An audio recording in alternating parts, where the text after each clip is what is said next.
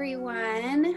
Welcome. I'm Christine Salas. I'm the HTPA Community Director, and I want to welcome you all to this HTPA Healer Development Series to deepen your healing touch practice. Today's topic is on cancer, and we have an amazing panel here today of practitioners to share their knowledge and their skills and expertise with you on working with clients who are experiencing cancer. I just want to mention that we are recording this event.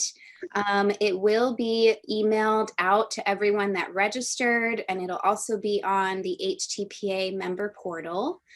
I ask everyone to please mute yourselves so we can make sure to hear all the wonderful things our panelists are going to share with us today.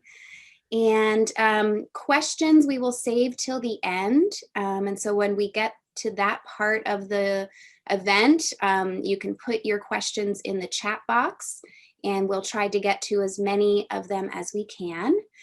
And now I'd like to introduce our lovely panelists. So we have Katheryn Darlington. Kathy has been a registered nurse for 38 years. Most of that time was spent in the hospital setting as a certified critical care, emergency, and trauma nurse. During those years, she noticed the need to provide more for her patients, their families, herself, and coworkers to manage stress and pain. She began by studying guided imagery and then healing touch, using those techniques immediately in the ED setting. She opened a part-time private practice while continuing hospital work, and also began taking courses in nurse coaching and mindfulness. 10 years ago, she was hired to provide supportive care for patients and staff in the outpatient oncology clinic at Stanford Healthcare Valley Care that quickly expanded into an integrative care program that includes healing touch, guided imagery, and mindfulness. With the support of the physicians and administration, the team grew to include a yoga instructor, a certified massage therapist, and a licensed acupuncture provider.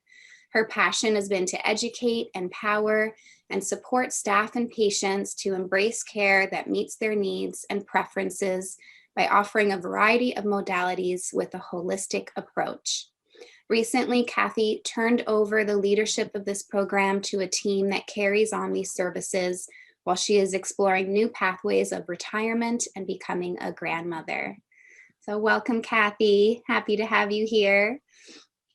And then we have Rita Horton. Rita is a successful, had a successful career in real estate sales and owned her own real estate company, as well as became the director of training development for the Allen Tate School of Real Estate, and has trained over 1,600 real estate brokers.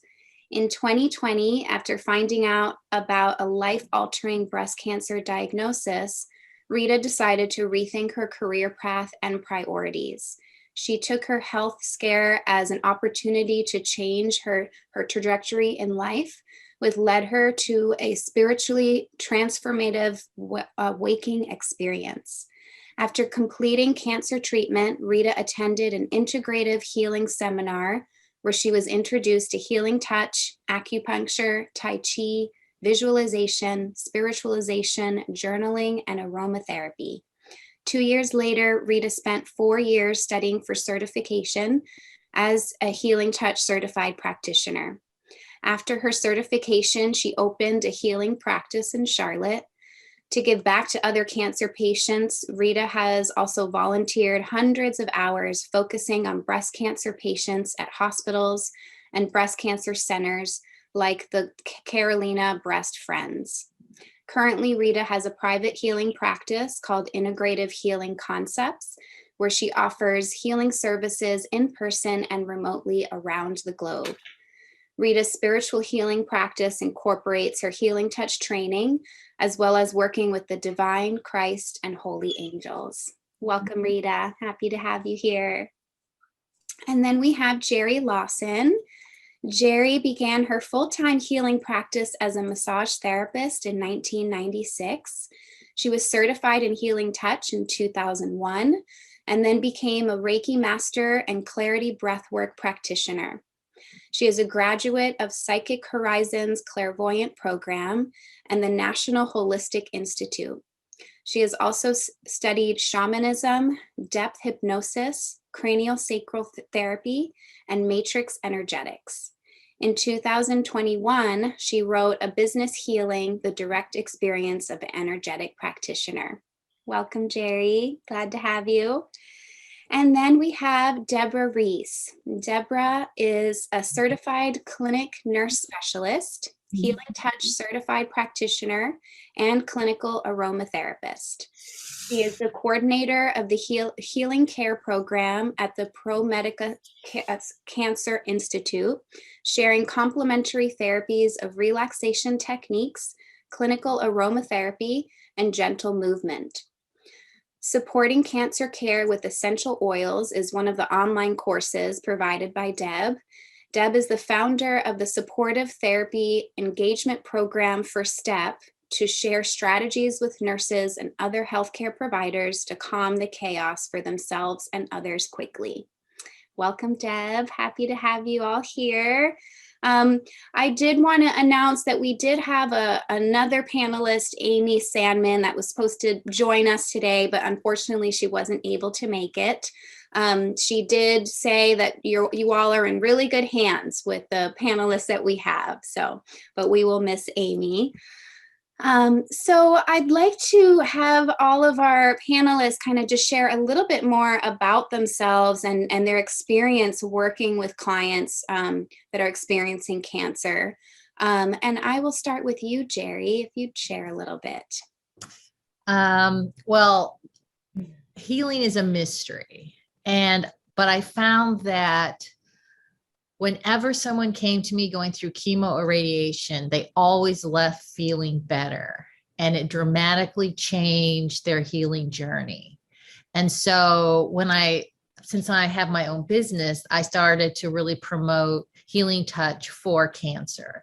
And my big vision is that after everybody gets a treatment or radiation, they just walk right into the next room and get a healing, because it just dramatically changes your comfort, and it makes it doable for many of my clients. It's just the pain management and the relaxation of the emotions is so important. Yeah. Thank you. And Rita, will you share a little bit more? In 2010, I was diagnosed with breast cancer. And on my journey, I was one of those terrible patients that I always said, why me? I'm a good person. Why did I get cancer? And I went through all the emotions that are tied with it.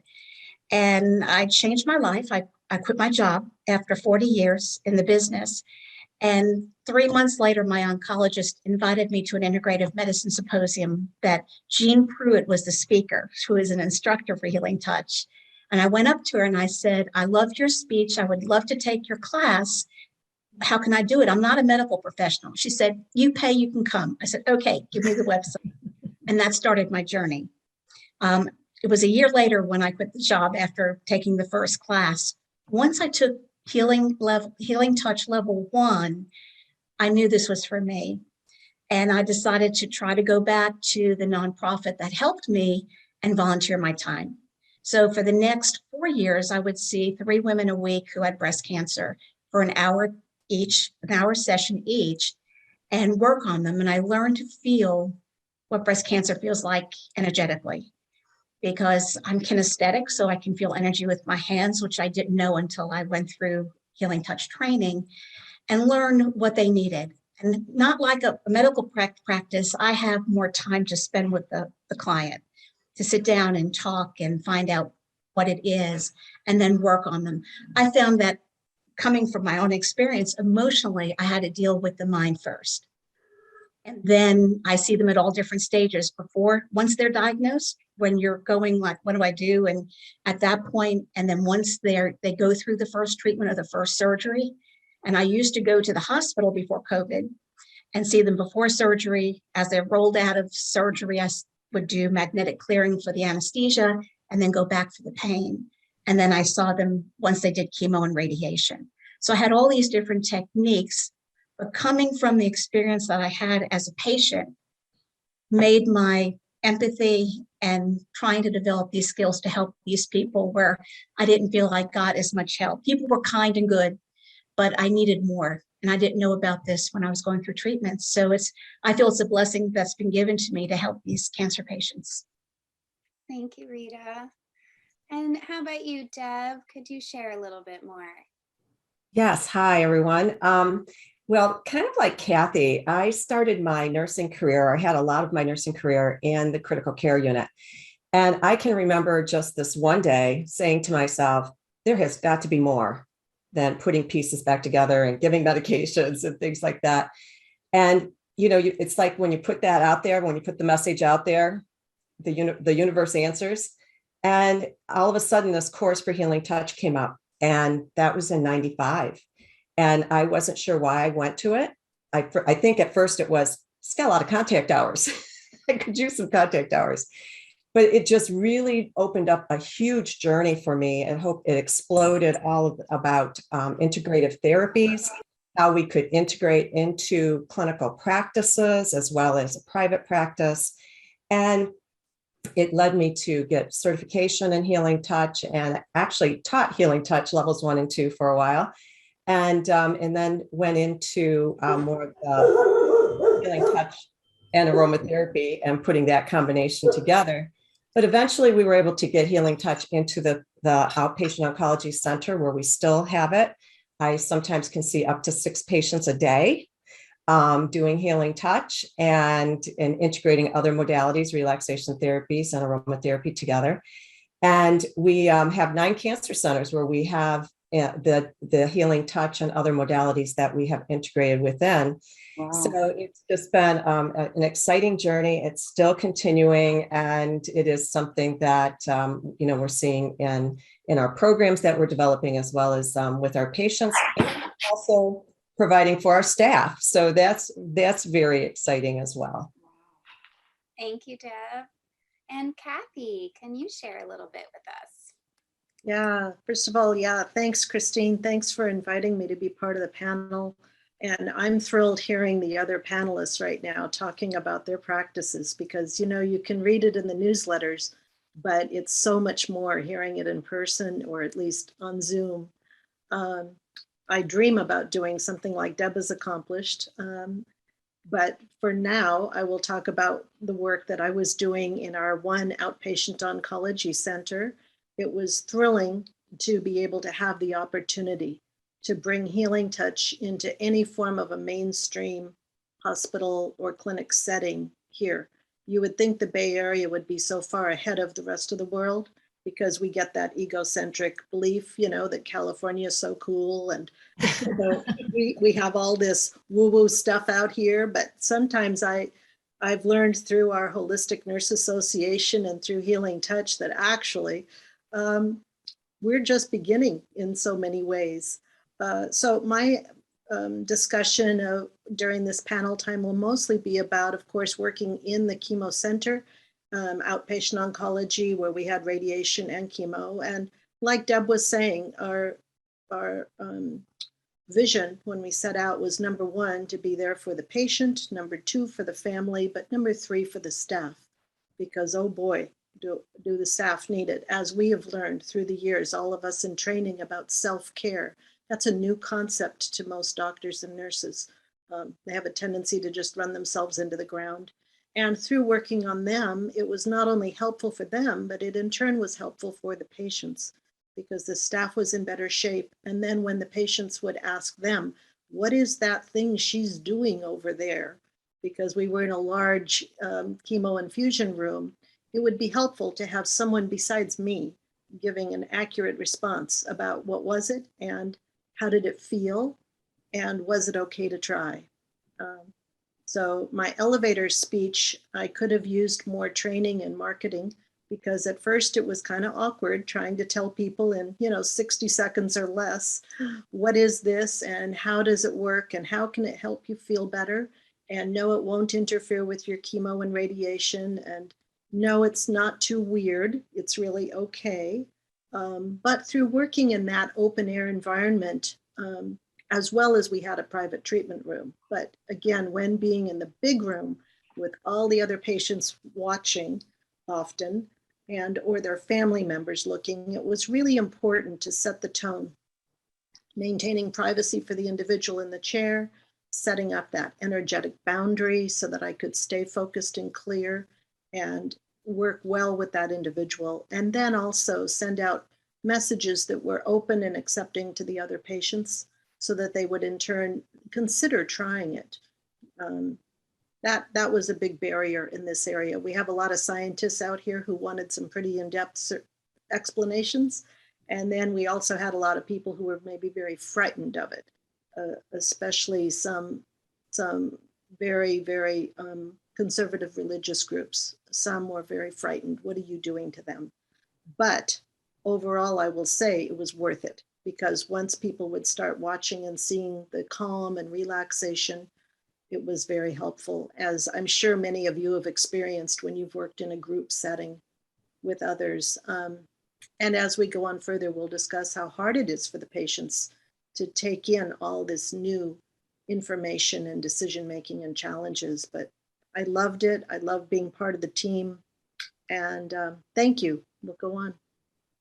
Thank you, Kathy. And Kathy, I'm going to let you kind of continue here with our first question about common intake, assessment, and energetic patterns, if any, that you find with clients with cancer. Okay, yes, thank you. Well, I'll start by saying I won't discuss pendulums, because the oncologist that invited me to start the program in our clinic with him, we agreed pendulums was a little too woo-woo for our patients in this area. So everything was based on an energetic assessment with my hands, and or I couldn't help, the nursing assessment came in, evaluating their mental and emotional and physical aspects of their needs, and then the spiritual aspects through hands and intuition. So the things that I found most of all, definitely, let me just take a moment to gather my thoughts. Mentally, a lot of brain fog from their information overload and what is called chemo brain, as many of you may have heard of, from all of the medications that they are already receiving, even if they've just gotten started with their treatments. Already thoughts are clouded. So a lot of thickness and congestion around the head, I found. Often very inflamed and spiky around the head, reflecting a lot of the fear that was going on, the fear and anxiety that they were feeling. Let's see. Physically, what I found continuing the most often was fatigue, absolute overwhelming fatigue. As the chemotherapy agents and the radiation therapy has continued to improve in its targeting, some of them are having less side effects, such as nausea, but some are still just as potent and just as destructive. And so I found that the fatigue is number one, absolutely. Some have nausea, some have pain, but and some have peripheral nerve damage called chemo-induced peripheral neuropathy, numbness, pain in the fingers and toes. So a lot of spiky energy there, and hot in the nerve endings is something I found. Around the tumor site itself, often it was like a thick black is what I would perceive. And I'll look forward to hearing what some of the other panelists would say, are there energetic patterns that they have found. Emotionally, fear, anxiety, overwhelmed, feeling like a victim, feeling very helpless. So that was another assessment that kind of drove my commitment to not only providing care for the person, in the healthcare setting, sometimes we have a tendency to treat the patient, not the person, okay? Or treat the illness, not the person. And something that the patients appreciated so much immediately, as well as family members, was that I was dealing with them as a human being. Not that everybody in our staff wasn't pretty nice, but they felt that difference. You know what I'm saying? So again, dealing with the whole person. And then spiritually, I think I've already heard a little bit of this from some of the other panelists this morning, the variety of belief systems that were influencing how it was going. The why me? Okay, why me? Feeling punished, wondering if God hated them, wondering if they were possibly going to go to hell if that's something in their belief system. Feeling betrayed, like I did everything right. I do yoga, I'm vegan, I meditate, and feeling guilty that did I bring this upon myself, because of the theories that often we do bring certain issues into our lives. But rather than just automatically seeing it that way as a learning mechanism in their journey of life, many people felt betrayed by this, betrayed by God, or betrayed by false promises that if we do A, B, and C, we're going to be healthy and strong, and we're going to live till we're 100. And that belief system of people who feel like I'm doing all the right things, what's wrong, what happened? And then a lot of self-judgment. I'm not good enough. I'm bad. I brought this cancer into my life. So there were a lot of mental, emotional, and spiritual issues that would come up around their oncology diagnosis, as well as their treatment. And for me, sometimes I felt overwhelmed. I wasn't sure how to begin. So that's when our training in the beauty of healing touch philosophy is just take myself out of the equation. I would always tell the patients and the families and the staff, I'm not the healer. I am just the conduit. And that helped me as much as anybody to remember, take myself out of the equation, set the intention for their highest good, and be that conduit. Because some of it was too intense for me to unravel, and it wasn't my place to be their therapist,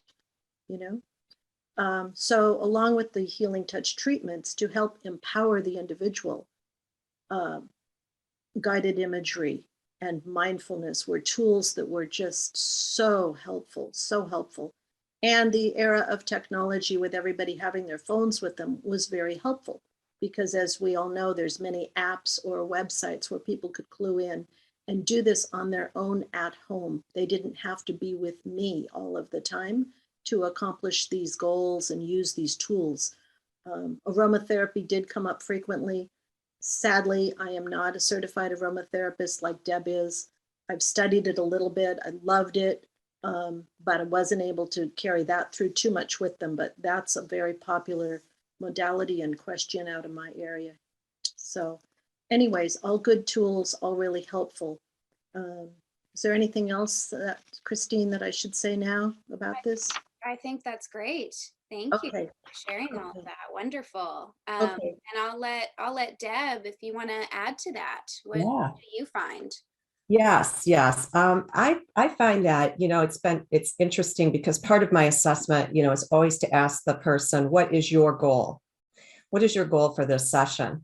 And I get a lot of times very surprised look, because things have happened so quickly, and I'm seeing them in the center. So oftentimes they've just received the diagnosis, or they've just gone through the treatments or surgery. And so to say, what's my goal, is they haven't really had time to think about that.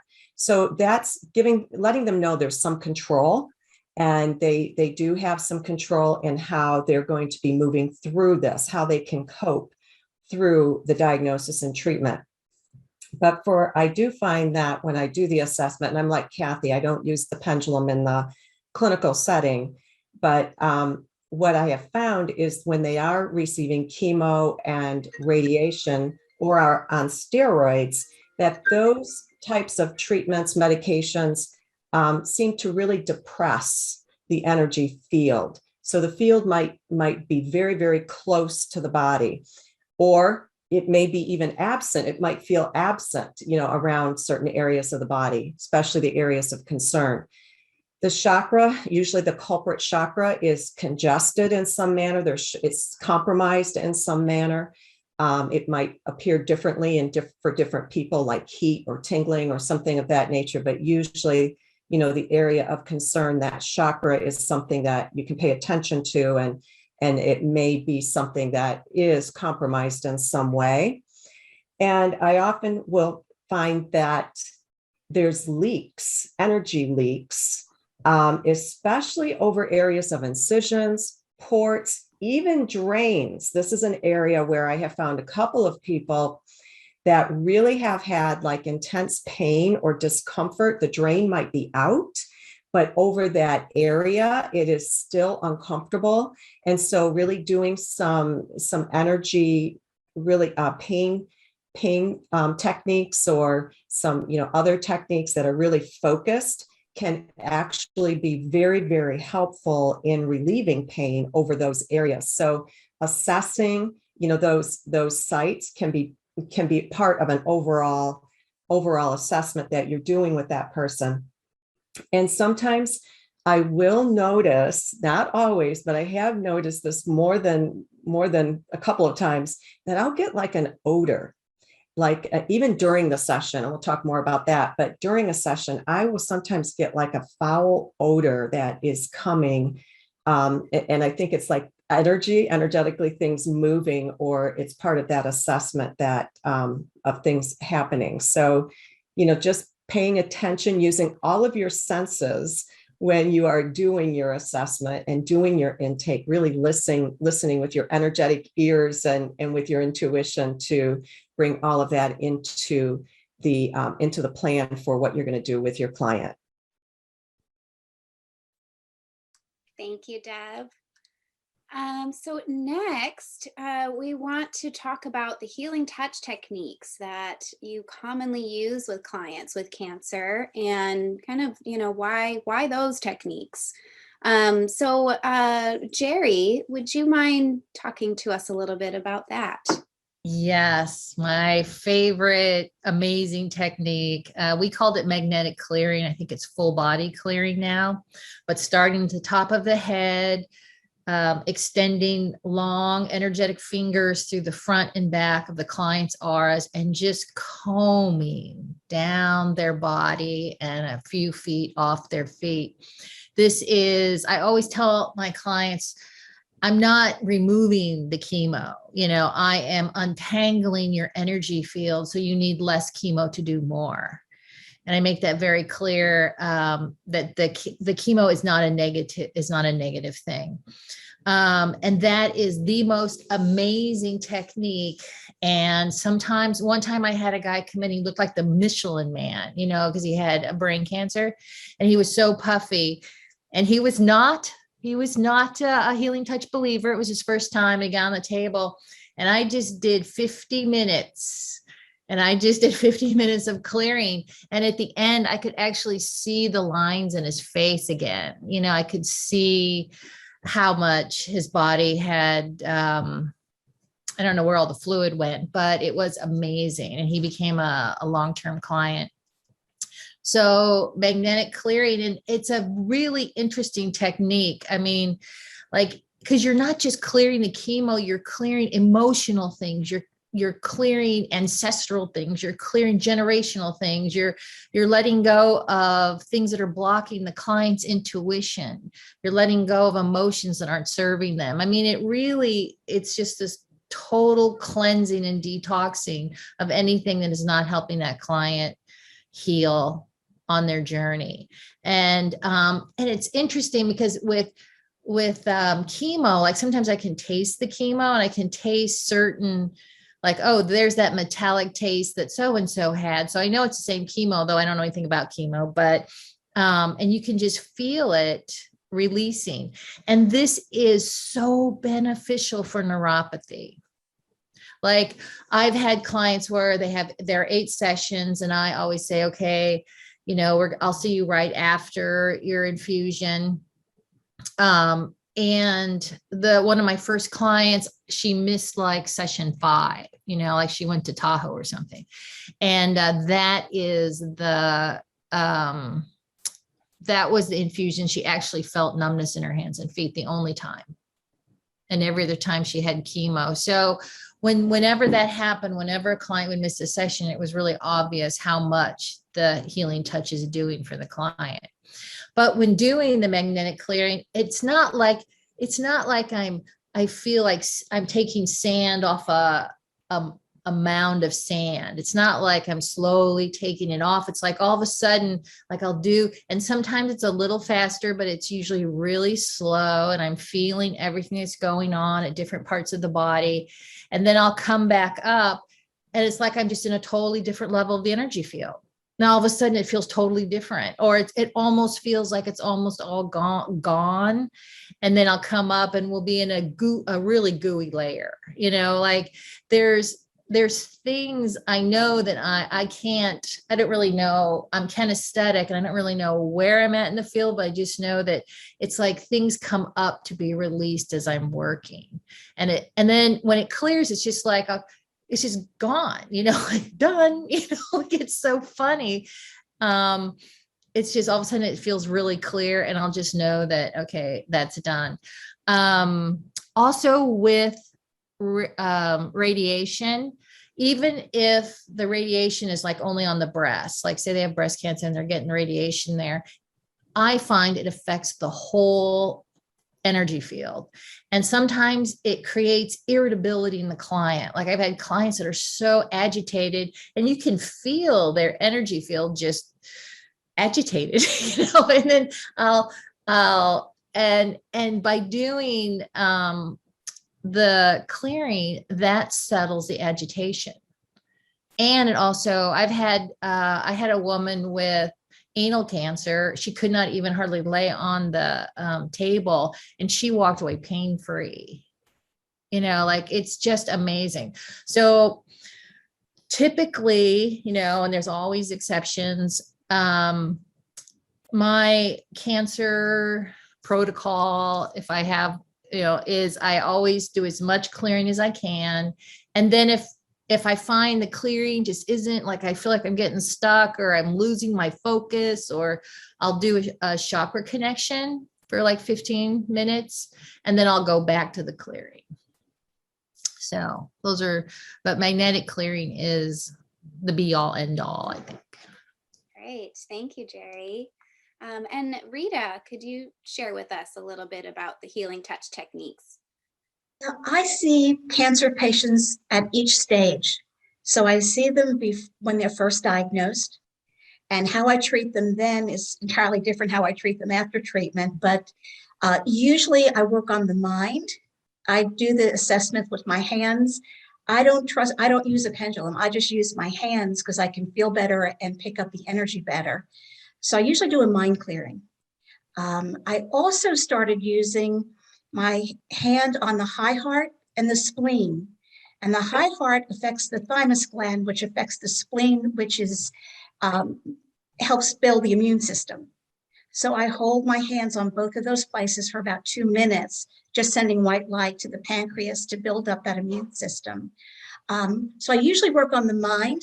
I usually do a chakra connection depending who the person is. I clear the mind and then I balance the body, and then I'll go back. If I find that there's still a lot of congestion energy I've missed, I will do the magnetic clearing. But usually the chakra connection will definitely make a huge difference. When I see people in the hospitals before COVID, the day before surgery, it's usually a mind clearing and a balancing to just put them in the right frame of mind and relaxation. When I used to go to post-op, right when they roll them out of surgery, I would do magnetic clearing to pull the anesthesia out so they would never have a headache or nauseousness as they came out of surgery. Then I would go back and do a balancing and then pain drain the day after surgery. Radiation and chemo, I do the same thing as you do, Jeri. I do the magnetic clearing till I can find well, I feel the energetic fingers energy coming out, picking up like an etch a sketch is what I call it. The stagnant energy in my fingers all the way down the body. And I do that until I can't feel it. And something someone told me to do was and I work with the archangels, ask Archangel Michael to take a gold net and put them from their feet to their head, and they will take any excess congestion of energy out. So that is something someone just taught me recently to do. I deal with lymphedema quite a bit with a lot of breast cancer patients when they've had all their lymph nodes taken out. They develop lymphedema in the arm. I've had them where they've done reconstruction and they get lymphedema from the stomach, where they did the deep flap, where they take the muscle from the stomach to make breast, which is very painful. And they've had developed lymphedema in the stomach area. So I do lymphatic drain, which takes a long time and a lot more energy on my part, but it definitely works for that. I deal with neuropathy almost on probably every third cancer patient, and that is so painful in the hands and the feet. The magnetic clearing helps, and I do essential oils, but not on a regular basis, but I do for neuropathy, and I have like a little formula that I make, and they can roll it on their hands and feet. And I found that to be really helpful, especially pain at night when they can't deal with it. And if they roll it on, it helps them with the pain for the neuropathy. I pull the energy out of the hands and do the hand still on the hands and the feet, and that helps also. And I think that was about it. And wounds. I've had a lot of women who've had double mastectomies and they don't heal. So I do a lot of wound healing with ultrasound across the breast, and especially if they're not having reconstruction. So those are the techniques that I use on a pretty regular basis for all my cancer patients. It just depends where they are in the journey with their cancer treatment. Great. Thank you so much, Rita. And I'm going to have you continue here and share with us a little bit about kind of how often and how long you typically see clients for. Okay. All of my sessions are an hour.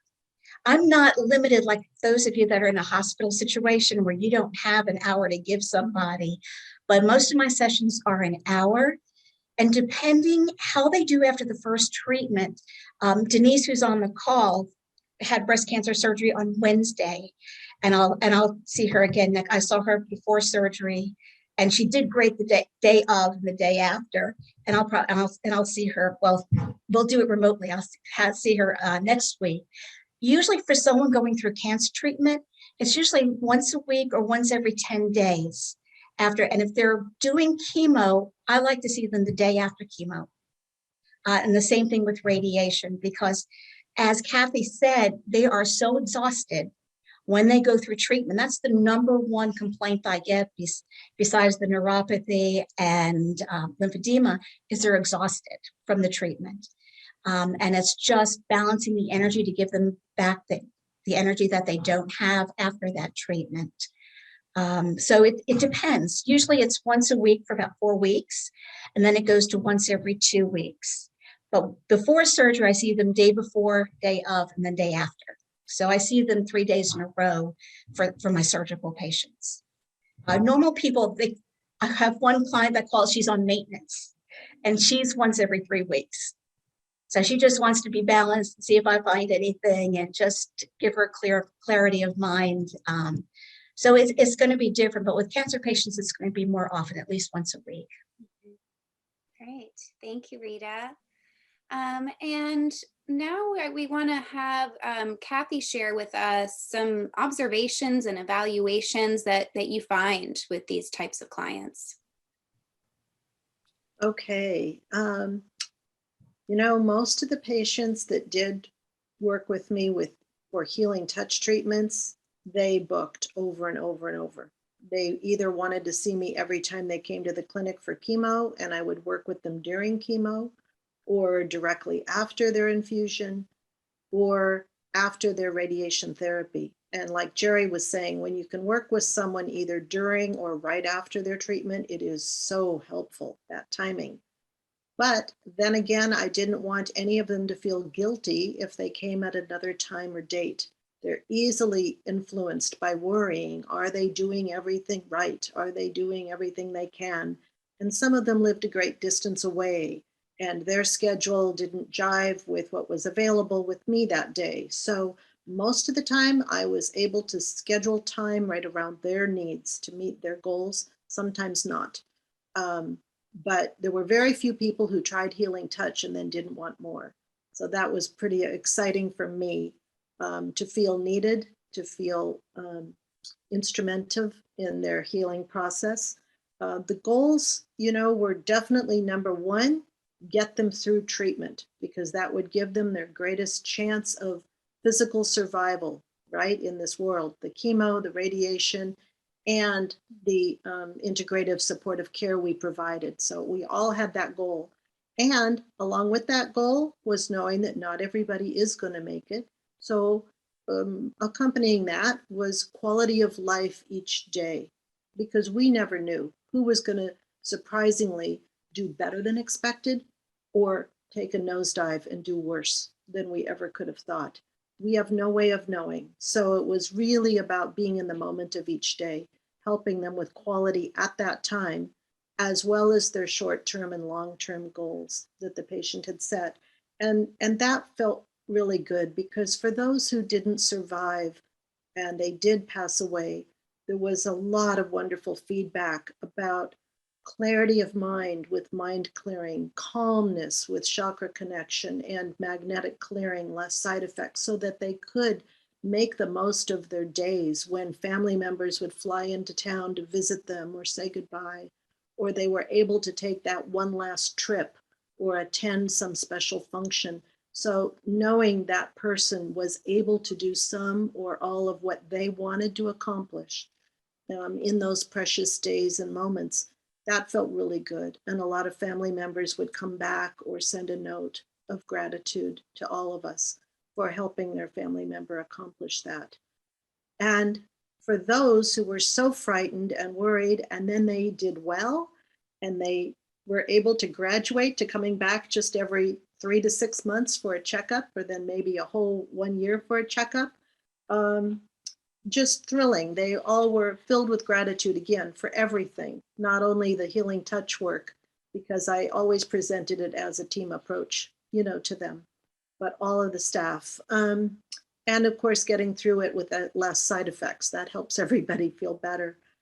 The other thing I'll say is 2 examples. I think, Christine, you had wanted an example or two. One young man, I say young because now I'm in my 60s. Anyways, he was in his early 30s, and he had had Ewing sarcoma since the age of 14. So the fact that he even made it to his early 30s was fabulous and amazing. And during our time working together, he especially appreciated that he was treated like a human being. His name, his identity, not just the guy with Ewing sarcoma. And during that time, he and his wife were able to conceive a child. And the baby was born about 3 months before he passed away. And so the fact that he was able to father this child and enjoy the child for a few months, and I worked with him a lot, as well as his wife, quite a bit, because as we all know, family support is right after the patient support to help them cope with this. And that was a wonderful feeling to know that we were able to all get him to that point. And his wife continues to treasure this and keeps in touch with me a bit. And another one was a 17-year-old young man who had testicular cancer. And he was so frightened, and it really messed up his senior year of high school. He had a very low white blood count, so had to stay isolated from friends quite a bit. Was supposed to wear a mask and wash his hands. And this was before COVID. This was before we all got used to wearing masks. It was socially and mentally, emotionally devastating to this young man during a time in life when so many teenagers are at the height of joy and excitement of their senior year of high school. So we worked together every week. He was faithful because he felt the healing touch work and the imagery work of helping him create a way to feel safe when he did go out. For example, he found he could meet his friends at a park to be outside rather than inside, as we're all familiar with now because of COVID precautions. We know the value of being outside with people. And anyways, long story short, he continued to do well, and he's in his master's degree program. Thank you. So he comes back to visit every so often and just feels good. And then so many other beautiful people. So those are the outcomes I found. And of course, there were a few people who, said, gee, thanks, bye. Thank you, Kathy. Been beautiful. Thank you. And Deb, if you could maybe share with us some observations and evaluations. Sure. Yes. Thank you. Yeah, I think oftentimes, even if we find, and it's true, like Kathy said, there's not everybody has, this wonderful experience, or, sometimes I've had people say, I just had a hard time getting into relaxation, really, really getting there.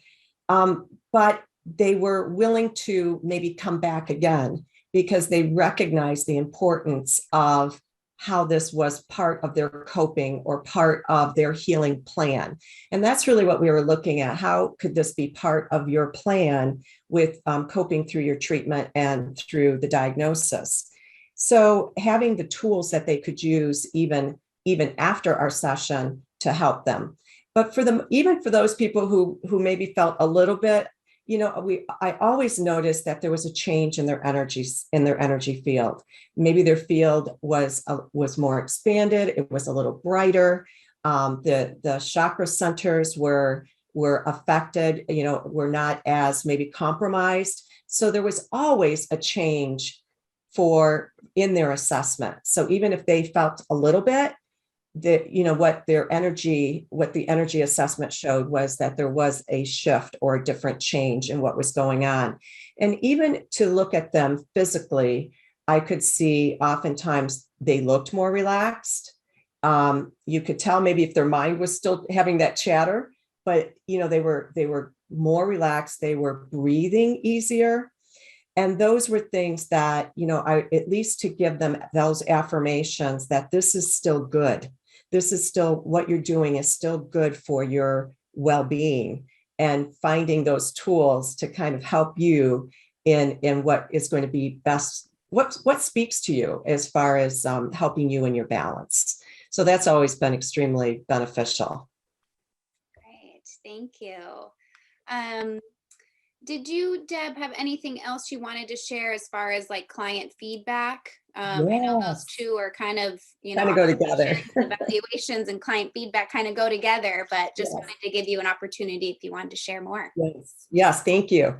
Yes, because I know one of the questions I had on here was, do some clients experience relief after the first session? And I will say yes.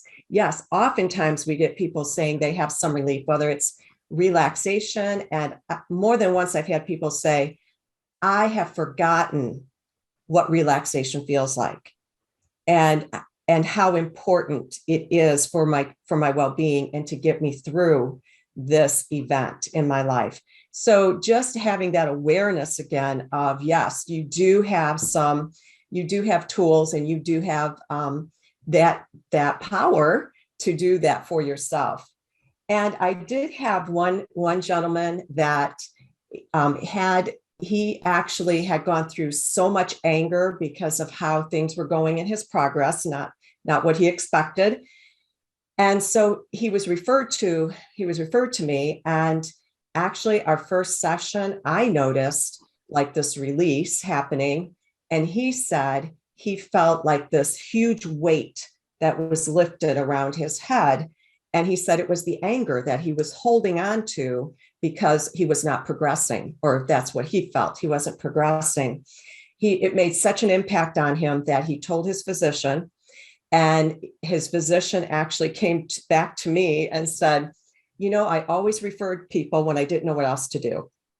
And he said, I didn't realize how big I see people laughing on how big this was for their plan. I just didn't get it. I didn't understand that. So those people can be the biggest promoters of what healing touch and other modalities can do as part of a health and wellness plan.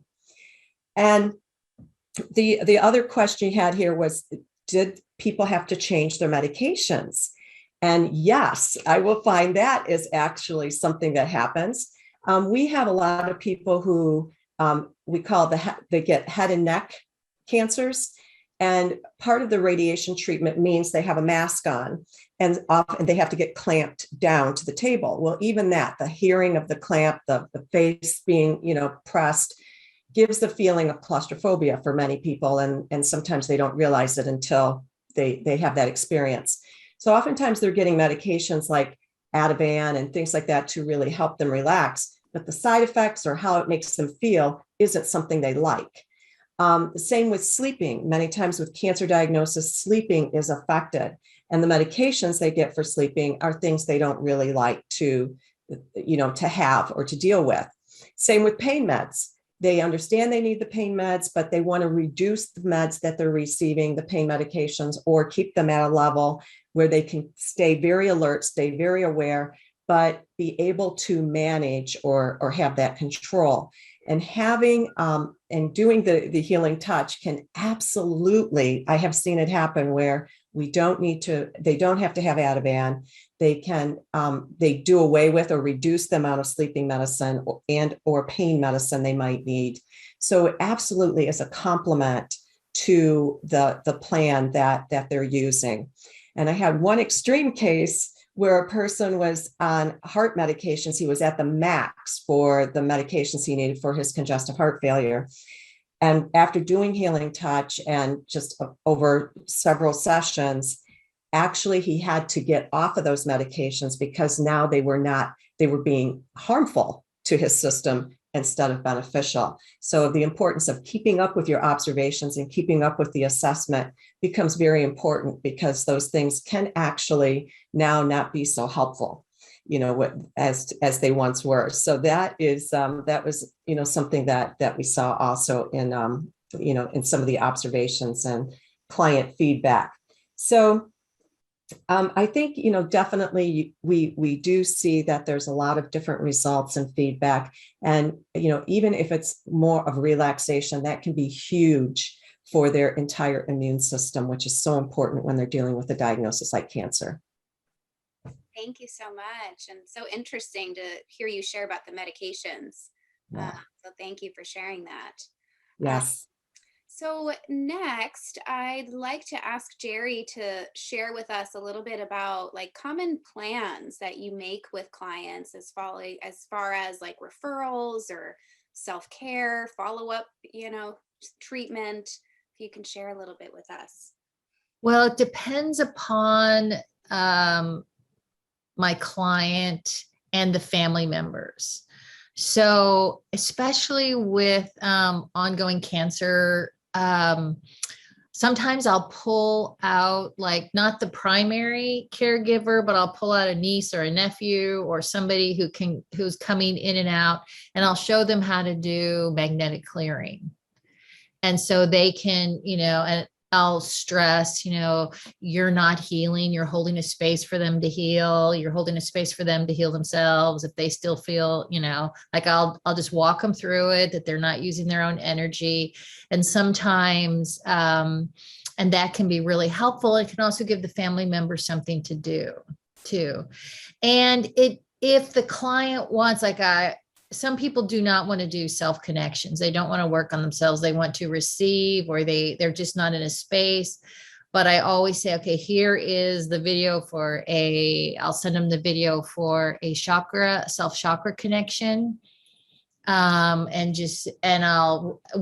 go through it. When they come in, we'll sit down, we'll go through it together, and then they'll get their treatment.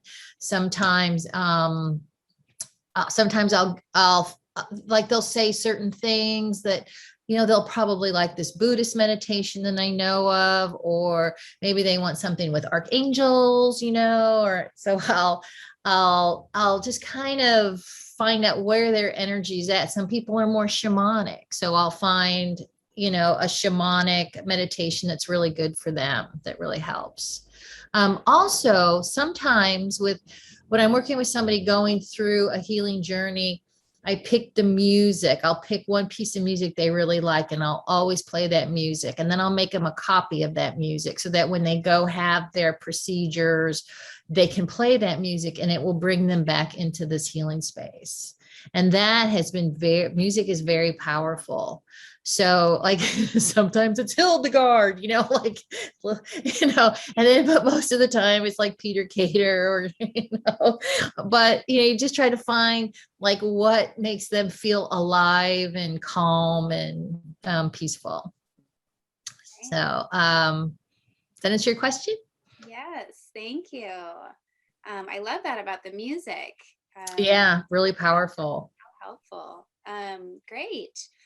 So success stories is our next part. And Rita, if you could share with us some success stories. I've got a few that I feel real excited about. When I first went through level 1, I would work on anyone that would sit still. And one of my neighbors said, I'm seeing a psychologist and who has lung cancer. Will you see her? And I said, sure, if she wants me to come over, I will.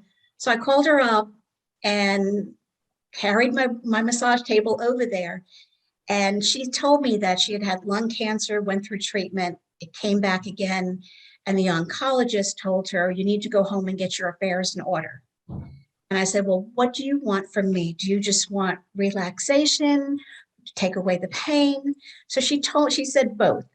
So I used to go every week and work on her and did every kind of healing touch technique I could just to learn the techniques and to help her. And she had a lot of things going on with her children. So I'd always start with a mind clearing so she'd get her mind off the kids. And I worked on her for about 6 months. And I called her for the next appointment and she said, she avoided my call. So I sent her a text, I sent her an email. And finally, 3 weeks later, she calls me and she said, I wanted to tell you, I went back to my oncologist, my cancer has shrunk and they want me to start radiation again. So that gave me the confidence, having been in Healing Touch for 6 months, because I had just gone through level 1, that this really works. So I still see her from time to time. The other was a friend who had surgery where they took the arteries and veins out of the inside of her legs. And it wasn't for heart, it was for something else. But she developed lymphedema in the legs. So she would come to me strictly to balance her and help with the lymphedema. And I worked on her every other week for about 30 days. And Easter morning, I get a text with a picture. And it's a picture of her leg in a pair of heels, which she probably shouldn't have been wearing. But she said it's the first time in a year I could put on regular shoes. So the lymphatic drained all that fluid so she could get her foot back in. And then I'm trying to think of the last one. Oh, I was invited to talk at a cancer summit in Winston-Salem, North Carolina, about 3 years ago. And they wanted me to talk about healing touch, how it integrates with Western medicine techniques. So I had 2 classes, and the first one had about 50 people in it. And there was an older gentleman in the back of the room sitting with the arms crossed, that very negative stance, like, I don't believe a word you're saying. And I'm thinking, why did he even come? So I did a presentation and then I did a self-mind clearing with the group where everyone had to do it. The next day I'm walking through the hall of the hotel and he stops me and he said, do you remember who I am? And I said, yes. I said, did you enjoy my class? He said, yes, but I have to tell you, I've had neck pain for the last 5 years. And when I woke up this morning, it wasn't there. So I said, let me give you the name of a healing touch person in Winston-Salem. And I gave him the name of a practitioner there. So those are my 3 success stories. I have others with breast cancer patients, but those were like just out of the ordinary for when I first started. Wonderful. Thanks for sharing those. Amazing. And Deb, would you share a success story with us? Yes, happy to. Actually, the one that probably had the greatest impact on me as starting as a practitioner was the person I did as a case study.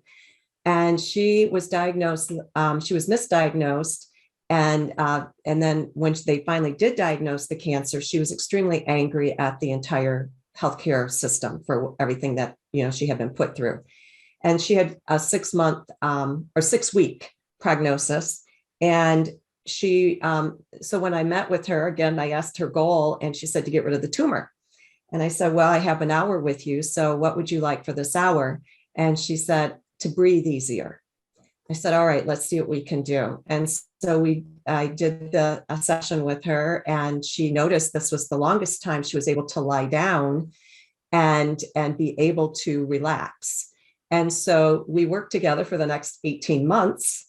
And during that time, probably midway, she said, you know what? I have changed my goal. And my goal is now to live as independent as possible, because I don't know if the tumor is going to take her, or if she's going to get hit by a bus. I mean, she goes, I just don't know. So why should I give it energy? I want to be independent. And I said, I think that's awesome. So let's do that. So let's go with that. And so she had released some anger during our sessions. She continued with chemo, but we continued with the healing touch, and also some of the herbs and things like that she was doing. And she was able to go back to teaching and go back to living on her own. So she truly did live independently until she did eventually, the cancer took her. But that was a great story of true healing, as far as how healing can be part of your plan. It may not be a cure. Cure is different. So healing was definitely living as she chose to live. And then the gentleman I mentioned earlier who had his anger released, he continues to come on a maintenance frequency. And he absolutely will say that he's a 4-time cancer survivor, and has said, he's grateful for all that he's received technology-wise, but he knows it's the healing touch and the other tools, the holistic modalities he's used, that has really saved his life. And that's how he puts it. So yeah, there's many things like that where people have felt, yes, the grateful for the technology, grateful for the medications, but absolutely for whole healing, healing touch and other holistic modalities being extremely important in their plan. Thank you. Amazing. And Jeri, would you share with us a success story? Well, I want to say 2 success stories that happened over and over. One is that when people are going through like chemotherapy and they come into your office and they're exhausted, they're upset, they're miserable, and they leave and they are so much better. I've seen that over and over again, and I just love it. Just get them to the next phase. And it's just like people say, don't you get depressed working with cancer? I'm like, no way, like it's just so helpful. It's very inspiring. And then also I'd like to say that when people like my elevator speech is, I'm holding a space for you to relax and self-heal. When you relax, you self-heal. I'm also, I try to keep my ego out of it, and I'm holding a space for them to live or die with no judgment. And I've had many clients who have transitioned after working with them for years. And this is the space, when they come to me, this is the space where they can acknowledge that their own mortality, they can process their death, they can process their Catholic upbringing. I mean, it's just, just holding that space for them to talk, or holding that space for them to relax into that is huge. It is such a service that we do. And we don't talk about, like, we think it's successful when they live, when they survive, when the cancer is gone, but it's also successful when we're just holding a space for them to process what they need to process. Their family cannot do this. Their family can't say it's okay if you die, and I've had a lot of clients that are ashamed they're sick, that they're putting their family through this, that they let this happen, so just holding that space from the process, whatever comes up, I think that's a success story. Yeah, definitely. Thank you. That's such a good point to make. And we talked a little bit about that in our last Healer Development Series with End of Life, right? And healing can be that transition to the spiritual world, right? Thank you. And so our last thing is challenges, or anything else you want to share that we haven't mentioned yet that you think would be helpful for our listeners today. And Kathy, if you wouldn't mind sharing. Okay, happy to get this started, this part. Yeah, I think some of this is going to sum up what everyone on the panel has already said. So much of it is about what are the patient's goals? What does this person need or want in their life? And sometimes we can help them accomplish that. Often we can, but not always, right? Most people come into care saying, well, I want the tumor to go away and I want to live a happy, long, healthy life. And, sometimes that does occur, sometimes not. So again, I think a number one challenge would be honoring whatever is for their highest good at all times, not knowing what that is, just walking the path with them. Because we can't help but bonding with our patients, our clients. We get to know them, we like them, we so want them to get all those things. So getting myself out of the way, that's a big challenge. And then working in a private room, whether it's private practice or a private room in a clinic setting for a full hour with a patient is a total luxury. And it's totally wonderful. And yes, many people use it as an opportunity to come to not only mental, emotional, physical healing, but often a lot of spiritual growth. Some have even, said how they feel like now they understand why cancer was an important part of their journey in this existence. And that's pretty exciting. But again, that doesn't always happen. So when working out in a large room with other people around, challenges, obviously, a crowded space, sometimes really working more on intention and distance from a few inches because you can't get around the chair to get behind them or next to them to do a mind clearing with hands on. So we know how to improvise. We know the power of intention and slight distance healing. So sometimes I would even just sit there with my hands on their feet, sending the energy to their head, their shoulders, all the chakras up and down, wherever needed. So it looked like I was doing nothing but sitting there holding their feet. But we all know, what was going on. Noise is a huge challenge. So often encouraging people to wear headphones or have earbuds listening to music, whatever the case may be. And I love what Jeri said about music. Yes, that cue gives a lot of people so much support when they're not with us. So noise, activity, interruptions. Sometimes a doc will come through and have to talk with the person right when they're in the middle of a session. They usually were really respectful. They usually would notice I was with the patient and then they'd circle around and come back later. But once in a while, someone from the team had to come and interrupt. But again, we know how to allow for that and resume. What else?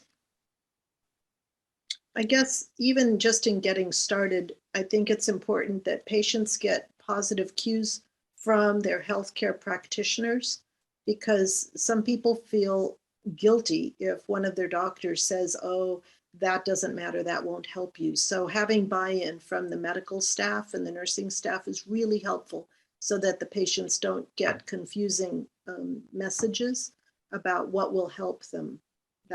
That was a problem with one physician who was in our practice for a while.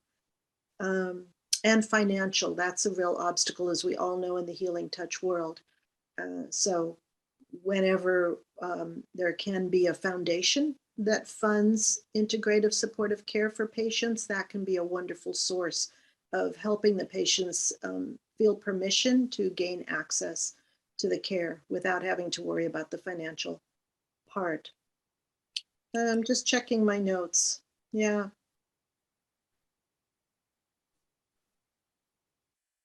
I think one more I'll just mention comes back to the practitioner, because it's so much about self-care.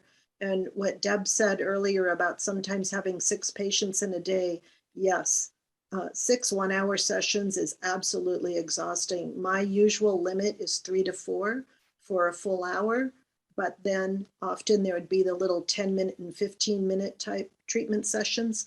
And so that is a challenge. It's wonderful to be in demand. It's wonderful to see the positive effect we can provide for our patients, our clients, but self-care is a really important part, as we know.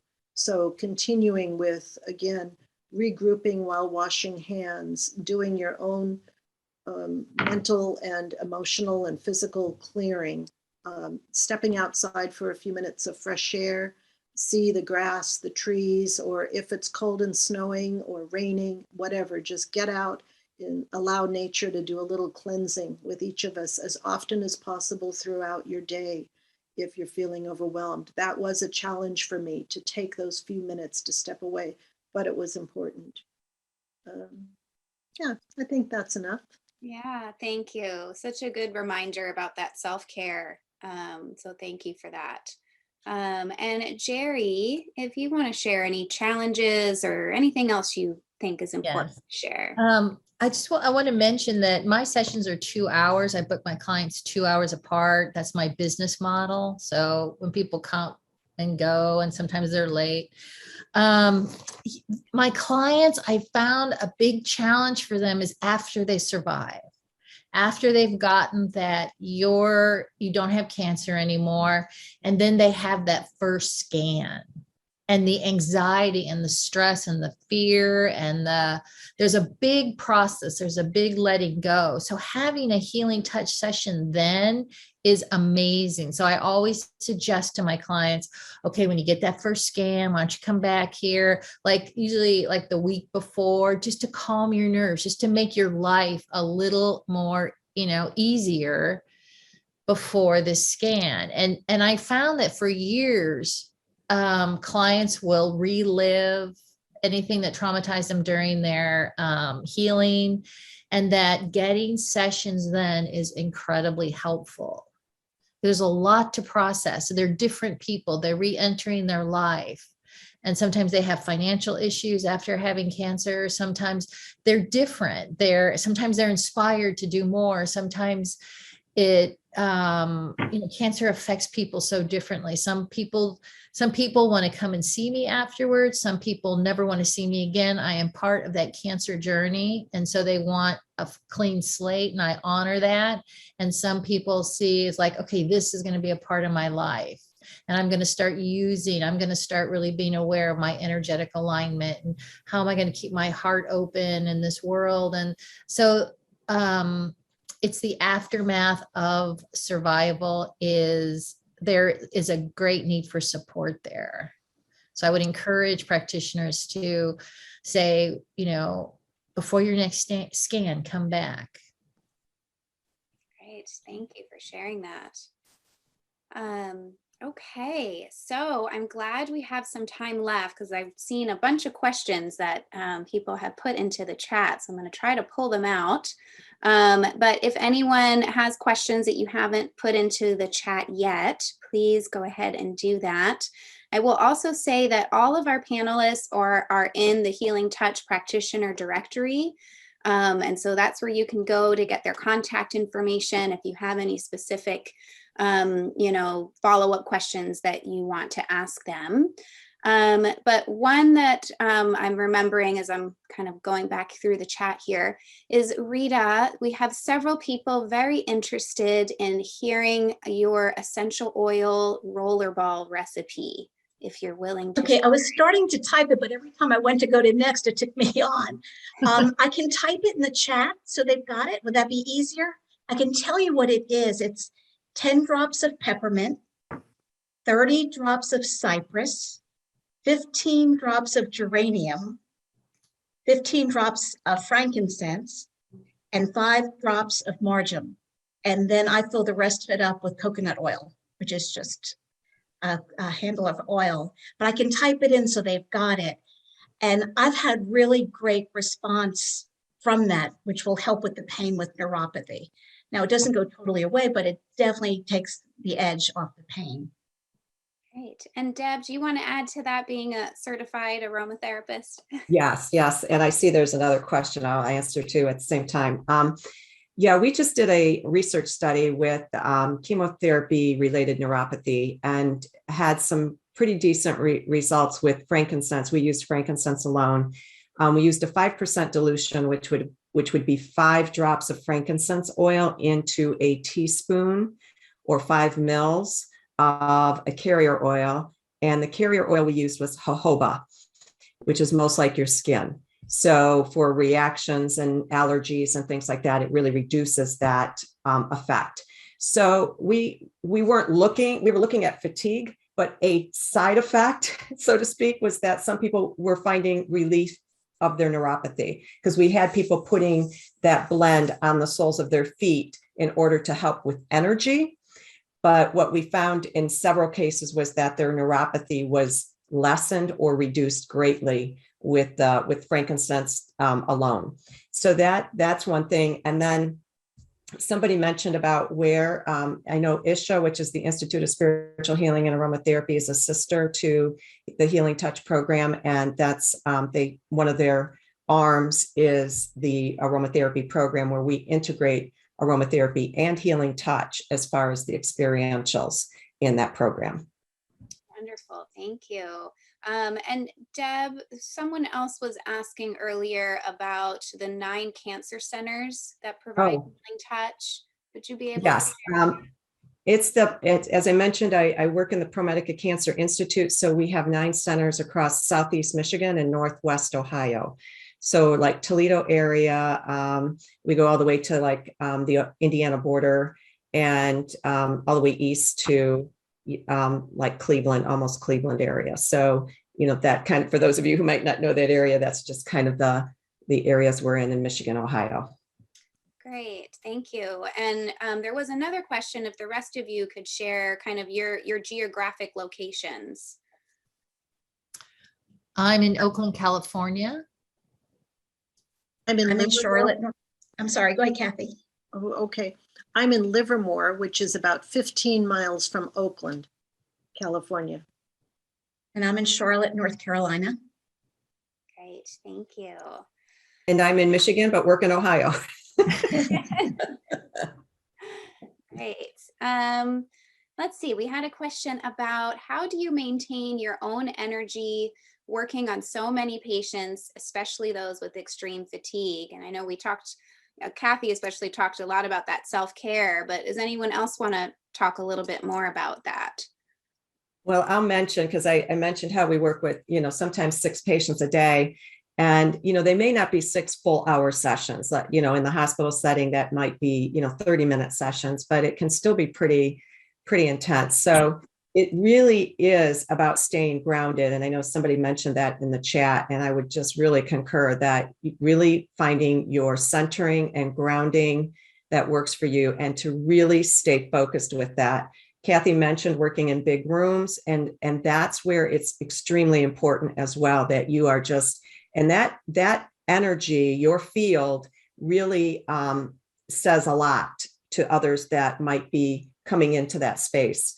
I just had a person the other day I was working with in chemotherapy, and as we talked, she just got bad news. And so she was becoming extremely tearful, and I could sense the nurse, the oncology nurse coming in and wanting to engage, but I really I was really there focused and just really listening. I didn't even look.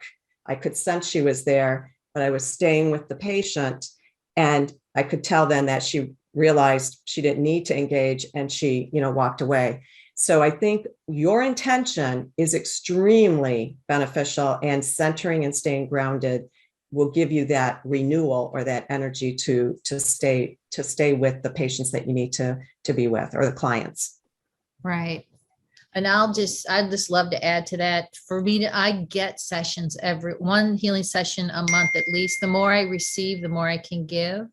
And I get a breathwork session. So I receive.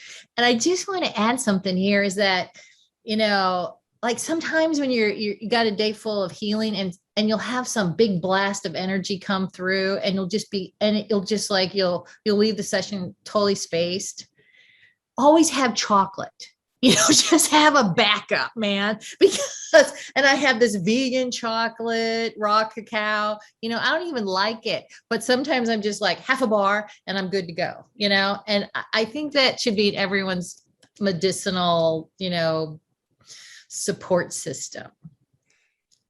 Thank you, Jeri. And I've found that exercise helps me. I swim all summer in the morning, and then in the colder months, well, as long as it's not raining, I will walk. My neighbor and I walk 3.5 miles.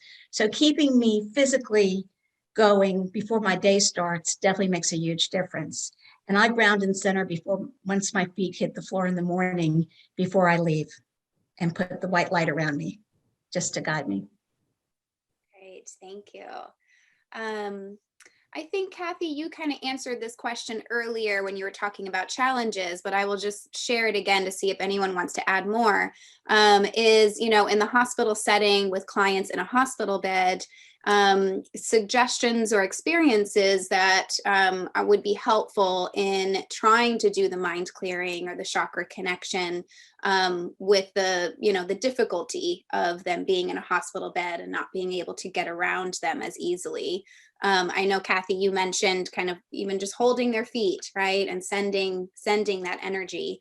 But any other thoughts?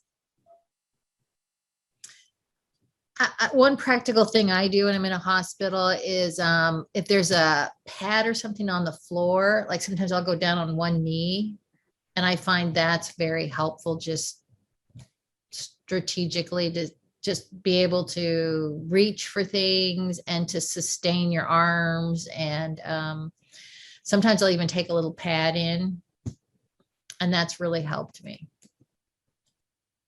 Great. And sometimes I'll just use, my hand and direct it towards the area instead of actually placing it. Maybe one hand is on one shoulder and the other hand is over towards that shoulder, just to have that intention of holding that person. So, there's different ways as far as using your hands above the body too. Mm-hmm. And often when I was working with them, they would be in a recliner chair in an outpatient chemo center. And then I would be sitting on a stool, especially a stool with wheels, so that you're down at the proper level, so you're not straining your back. Also, that getting down to their level or lower is a lot better from a mental, emotional perspective, as I think most of us know, to relate with the person rather than standing and hovering over them, looking down. Getting down to their level is really facilitating, not only physically for the practitioner, but the patient feels more at ease. I'd like to say too is when I walk into a hospital, a lot of times I feel like the healing is for the family. Like several times I've gone in and the client is fine, like they're doing really well, but I'll work with them and I ground the room. I put a grounding cord on each corner of the room just to ground the room and hold space for everyone in it while I work. And that makes it so much easier for me. Right, thank you. I see a question came up that I think is really pertinent, and the person named Jill is asking, why are we not talking about higher level techniques such as chelation? I'll just say, yes, I have done other higher level techniques and I failed to mention it, but lymphatic drain, which we've talked about quite a bit here. Rita has talked about lymphatic drain a lot, and that is a very important tool, as well as the person seeing a lymphedema therapist as well. I have used chelation, and also I forgot to mention, so I'm glad you brought this up, Jill, trauma release, because this is so traumatic to any human being. The mental, emotional, and spiritual trauma of being told you have cancer, to many people, they still think it's an automatic death sentence. And then the physical trauma, right, of the biopsy, the surgery, the radiation experience, all of whatever they go through. It's very traumatic. So when I have the private space for an hour in a private room with them, you bet, trauma is really important. I just want to add with chelation, I am very careful when I chelate because, and a lot of times I'll stop my sessions earlier. I imagine a big red button in the middle of my head. That's like when I think of that button during a session, I don't want to overheal. I don't want to create more movement in my client's energy field that will make them uncomfortable or throw them in a healing crisis. And so every once in a while, it's like red button, so I'll go, well, so chelation sometimes is just, it's too much. That's my experience. Well, I usually start with inviting the archangels in once I connect with the client, and inviting it in before I ever start. So I feel like they're with me with each technique that I do. So just maybe a little bit different. Great. So there's someone that asked if any of you have particular advice or experience with leukemia or stem cell bone marrow transplants. I did some. Well, definitely with leukemia. Oh, go ahead, Kathy. No, you go ahead. That's okay, Deb. Definitely with leukemia, we will do several. I'll do, several of the same things that we talked about, the as far as techniques and oftentimes, because that can be more of a chronic nature as far as the chemotherapy that they're getting and ongoing. And we'll see different kinds of symptoms that they're facing and different things that they might be coming in with. So it definitely can be a supportive measure using the healing touch. With bone marrow transplants, I don't see as much of that, but in our setting, but when I have done something with that population, it may be, something that is short and maybe more frequent. Again, kind of what Jeri was saying about the immune system, you want to make sure that just making sure everything is very gentle, with them and kind of easing the energy flow for them and giving them some tools that they can absolutely use on their own. Because oftentimes they are there for a long time in the hospital setting. So having some coping mechanisms that they can use for themselves and do it even more often is going to be very beneficial.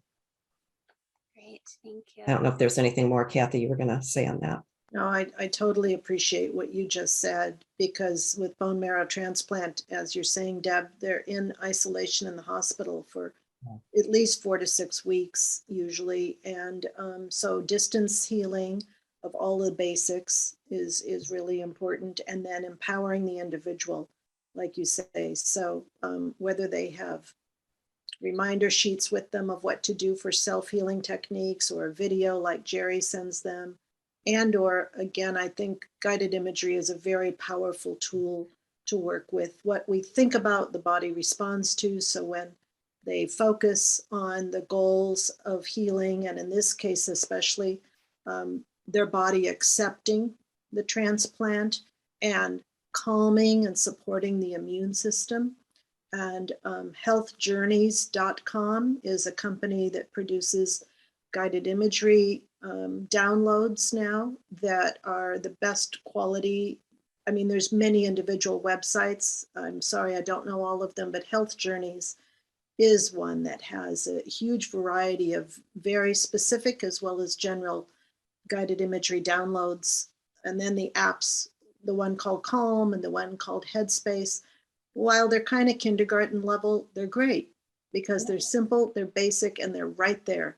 And a lot of people, especially people under the age of 35, they're going to want that app. That helps them through so many things in life. So not for me, finding not only what I think is the helpful information, but the way the information is delivered makes a big difference. Because my younger patients, they wanted apps. Maybe they would do a download. They definitely didn't want to waste time reading too much outside of that. And then yeah, the mindfulness breathing. And that, of course, is on the Calm and the Headspace app. I think that really helps so many patients, even if they're just getting an IV inserted, just to do that breathing with them for 90 seconds totally helps. But back to healing touch, distance work for immune system. Yes. Great. And we do, those of you that haven't checked it out yet, we do have some Health Journeys meditations, those of you that are HTPA members on our website. And so you could check out some meditations on there that you have access to. And then someone was asking, what is trauma release? And so I will just share that that's in one of the advanced practice Healing Touch program. So if you go to the Healing Touch program website, you'll be able to find information about where you could take an advanced practice course to learn that trauma release. Okay, I think we are kind of finishing up here with our time together. So thank you so much for these great questions. And thank you so much to all of our amazing practitioners that shared such rich information with us today. So thank you, Rita and Deb and Jeri and Kathy, for volunteering your time and sharing your knowledge to help us all in our practice and to better serve our clients. I hope all of you listening in enjoyed today's event. Feel free to email me if you have any feedback or suggestions on our Healer Development Series, and I'm going to copy and paste my email in the chat. Our next Healer Development topic is on immune system. So that will be on Friday, March 4th at 12:30 Central. I will, of course, send information on how to register for that event, free for HTPA professional members, and $50 for the public. And finally, if you are an Healing Touch certified practitioner or instructor and would be interested in being on a panel for a future Healer Development Series topic, please feel free to reach out. I would love to hear from you. So again, thank you all for your participation. Thank you to our volunteers, and hoping you all have a good rest of your day. And as always, thank you for all the healing you bring to the world. Thank you, Christine. Thank you. Thank Christine. you. Thank you, everyone. Bye, ladies. Thank you.